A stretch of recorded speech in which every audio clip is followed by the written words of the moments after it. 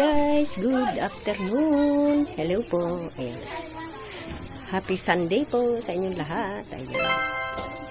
Magandang hapon. Ayan guys. Ako'y nagluluto na guys ng hapunan. Ang aga guys ang hapunan ko. Nagluto na ako guys ng sinaing. Tapos may ulam na naman luto. So kanin na lang ang aking luluto. Ayan, happy Sunday po sa inyong lahat. Hello po sa mga ka-FB ko. Ayan guys. Ayan. Hindi gaanong ang panahon natin guys. Hindi gaanong mainit. Hindi gaanong malamig. Tama lang guys. Oh. Maraming ulap guys. Parang nagbabadyang umulan. Oh no! Sana wag pong umulan. Kasi, diba? Kasi panggabi yung aking anak. Baka mabasa.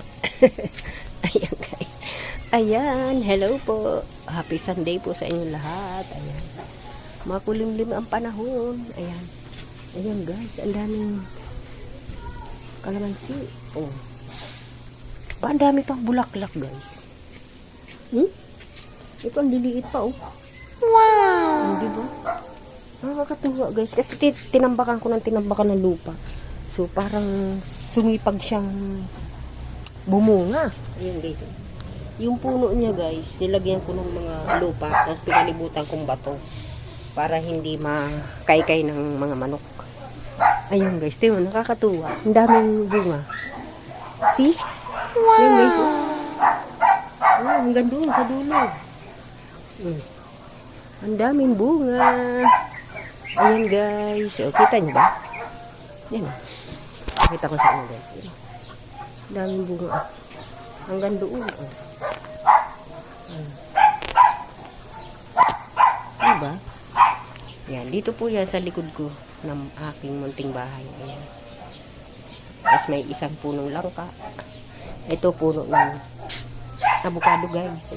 Pag lumaki, dami kong prutas. Kasi ang lalaki ng bunga niya guys.